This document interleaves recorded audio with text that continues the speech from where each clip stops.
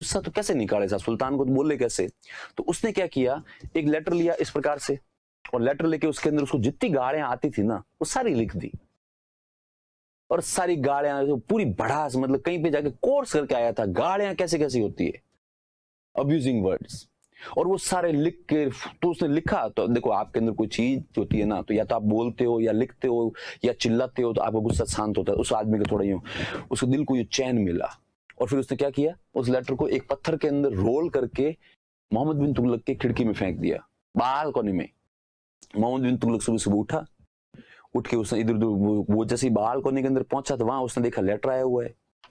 अब देखो आदमी बोले कितना ही बड़ा हो जाए ना, इस प्रकार से आए हुए लेटर देखता है ना, तो उसका दिल एक बार तो बाग बाग हो जाता है। उसको लगता है कि ये कहीं ना कहीं पक्का ही प्रणय निवेदन है, ठीक है, मतलब किसी ने भेजा ही है, लव लेटर है ये। तो मोहम्मद बिन तुगलक बहुत एक्साइटेड हुआ लव लेटर देख के, कहा अच्छा यार मुझे भी किसी ने भेजा है क्या। और वो उठा, उसने उसको उठाया और उठा के उसको पढ़ा, पढ़ा तो उसका बेचारे मूड खराब हो गया भयंकर ही। तो उसने फाड़ा, फाड़ के फेंक दिया डस्टबिन में। और पर ये बात उसने किसी को बताई नहीं, क्योंकि उसको पता था कि अपन किसी को बताएंगे तो यूं पता चलेगा। लेकिन शायद तक जिस आदमी ने ये जो है ना, ये जो लेटर फेंका था, वो एक तरफ तो खुश था कि उसने सुल्तान को इतनी सारी गालियां बोल दी, एक तरफ सब है ना डरा हुआ भी था। उसको ये भी पता था कि यदि अपन पकड़े गए तो यार ये अपने को मारेंगे। तो वो फिर भी इस हालात में था। एक दिन उसके दोस्त ने शायद तक उससे किसी से पूछा कि यार तू यूं एक, मतलब ऐसा लगता है एक सेकंड में तो ऐसा लगता है कि तू बहुत ज्यादा खुश है, एक सेकंड में ऐसा लगता है तू बहुत ज्यादा है, बहुत ज्यादा है ना डरा हुआ है।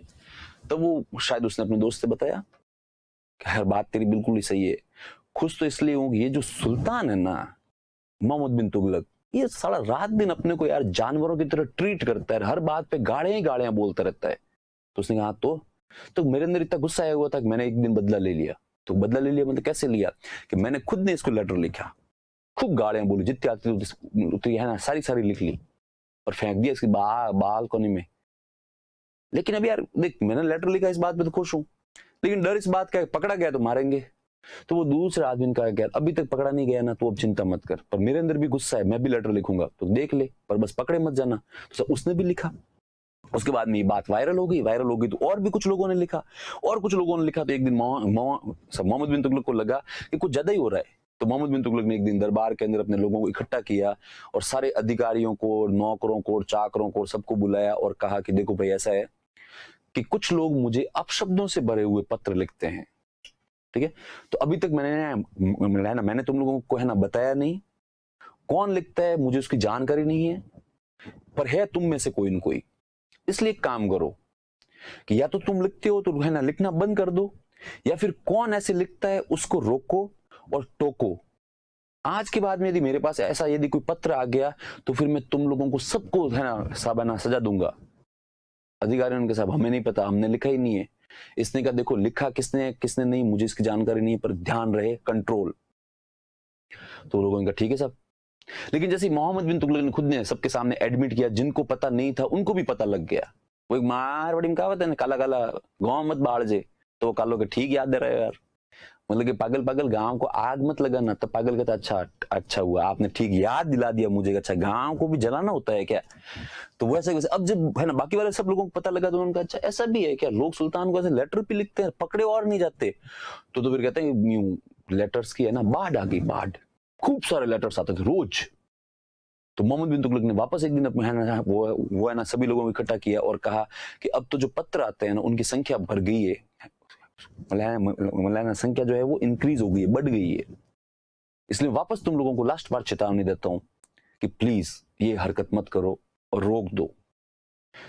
इसके बाद तो अब तो लोग कोई मतलब है ना सब लेटर लिख के हेलीकॉप्टर बना के फेंक रहे हैं, कोई इसको हवाई जहाज बना के फेंक रहे हैं, कोई पत्थर में रोल करके फेंक रहे हैं, कोई उसका जो पैलेस था उसके आगे रख के जा रहे हैं, और यूं है ना सब बोरे भर भर के लेटर आए।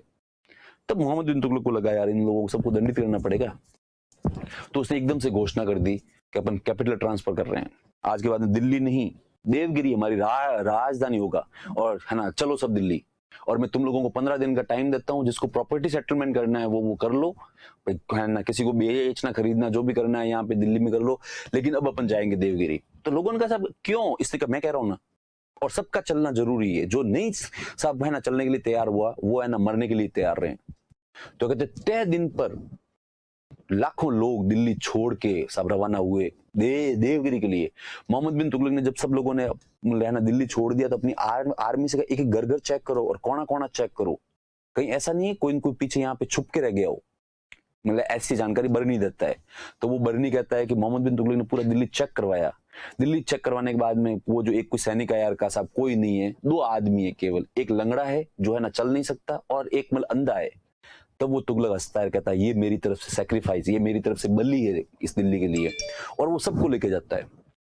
अब चूंकि मोहम्मद बिन तुगलक स्वयं तो देखो सुल्तान था, उसके बाद हाथी घोड़े ऊंट सब कुछ होते थे, इसलिए उसको तो किसी प्रकार की प्रॉब्लम नहीं थी। पर जनता बेचारी पैदल सिर पे 4 पाइयां लिए हुए, कई मतलब है ना साहब वो मतलब वो जो लोग थे उन्होंने अपने कंधे पे अपने मम्मी को, पापा को, दादा को, दादी को बिठाया हुआ और पैदल पैदल पैदल गए। तो हजारों की तादाद में लोग बीच में बीमार पड़ गए, सैकड़ों की तादाद में लोग मर गए। और मोहम्मद बिन तुगलक फिर भी कि नहीं चलो, गए सब देवगिरी। बीच में सब है ना जनता को तो असहनीय पीड़ा हुई। देवगिरी गए, देवगिरी जाके इसने कहा कि ये आज से हमारी नई मतलब है ना राजधानी, ये बहुत सारे घर पड़े हैं यहाँ पे खाली है, वीरान है, उसके ऊपर कब्जे कर लो, उसके अंदर रहो, जमीन पड़ी है, अपने अपने खेत बनाओ और बस आज के बाद में यही। तो उसके बाद है ना 5-6 साल तक ये लोग जो देवगिरी के अंदर रहे दौलताबाद में, 5-6 साल तक आते आते लोग जो है वो उस सब है ना पुराने घटनाक्रम को भूल गए थे। उन्होंने कह दिया कि चलो एक बुरा सपना था, अब यहाँ पे आ गए हैं, अपना घर भी बना लिया है, खेत भी है, सब कुछ ही है, अब यूं।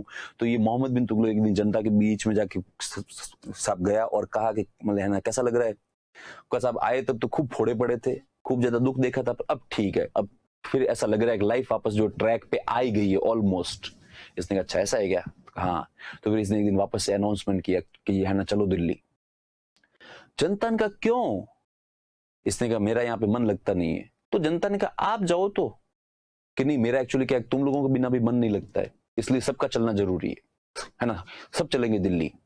तो वापस पूरी जनता को, जो बेचारी दिल्ली के है ना बड़ी मुश्किल से वहां पे सेटल हुई थी, उनको सबको लेके वापस दिल्ली आया। और वापस दिल्ली आने के बाद फिर ये कहता है जनता से, अब जब ये दिल्ली आया तो दिल्ली वापस वीरान हो गया था, 5-6 साल के अंदर खंडर बन गए सारे घर। पर ये फिर भी दिल्ली पहुंचता, क्यों आने वाले वो जो आने वाले समय में इतनी कितनी तकलीफ हुई, हजारों की तादाद में लोग घायल हो गए, मर गए, ठीक है, क्योंकि ये लगभग 1400 किलोमीटर के आसपास पड़ता है, तो वो 1400 किलोमीटर पैदल जाना बहुत मुश्किल होता है, ठीक है, और वो भी अपना पूरा सामान लेके, सब घर परिवार को लेके। और उसके बाद में वापस जैसे ही दिल्ली पहुंचे तब ये कहता है मोहम्मद बिन तुगलक, क्या तुम लोगों को लेटर लिखने का बहुत शौक है ना, गालियां वालियां लिखते हो, बहुत अच्छी अच्छी लिखते हो। तुम लोगों को पता है कि तुम में से सभी ने नहीं, लेकिन कुछ लोगों ने ऐसे लेटर्स लिखे थे और मैंने तुम लोगों को 2 बार कहा था कि प्लीज स्टॉप इट, लेकिन तुम लोग सब माने नहीं ना, और मैंने दोनों बार कहा था कि मान जाओ, रुक जाओ, वरना मैं सबको है ना सजा दूंगा। बस ये इसी बात की सजा थी। और अब यदि तुम में से किसी में हिम्मत है तो लेटर लिख के दिखाना। इस बार तो मैं देवगिरी लेके गया था, अगली बार तुम्हें है ना ढाका लेके जाऊंगा, और कभी ढाका ले जाऊंगा, कभी कश्मीर ले जाऊंगा, कभी कंधार ले जाऊंगा, कभी काबुल ले जाऊंगा, और कभी वापस देवगिरी मेरा साबाना लेके जाऊंगा। लाइफ नहीं है ना चक्री बना दूंगा तुम लोगों की। तो लोगों को समझ में आया अच्छा ये सब इस बार आयत की सजा थी। तो लोगों ने आपस में कहा साहब आप पहले ही बोल देते। मोहम्मद बिन तुगलक ने कहा मैंने बोला था 2 बार पर तुम माने नहीं। चलो खैर, अब तुम लोग चाहो तो अपनी इच्छा पूरी कर सकते हो। मेरे पास यदि एक भी लेटर आया ना तो फिर मैं है ना डिसाइड करूंगा कि नई राजधानी क्या होगी। ऐसा कहता है इब्न बतूता और बरनी, ठीक है, अरे सॉरी बरनी नहीं, अबू बकर इस्लामी, इब्न बतूता और अबू बकर इस्लामी दोनों ऐसा कहते हैं। तो उसके बाद में हालात ये हो गई थी, दिल्ली के अंदर यदि कोई व्यक्ति यूं लेटर लिख के यूं लिखने बैठता था ना तो उसको रोकने वाले 10 लोग आते थे भाग के, अरे करे कौन है, अरे क्या मम्मी ने लेटर लिखूंगा, ना ना ना लेटर तो ना तो कोई मम्मी ने लिखना और ना कोई लुगाई ने लिखना और ना कोई पापा ने लिखना, लेटर लिखियो नहीं। और वो मोहम्मद बिन तुगलक कौन कौन करे, मतलब ये कुछ न कुछ करेगा अपने साथ में। तो ये था इसका राज।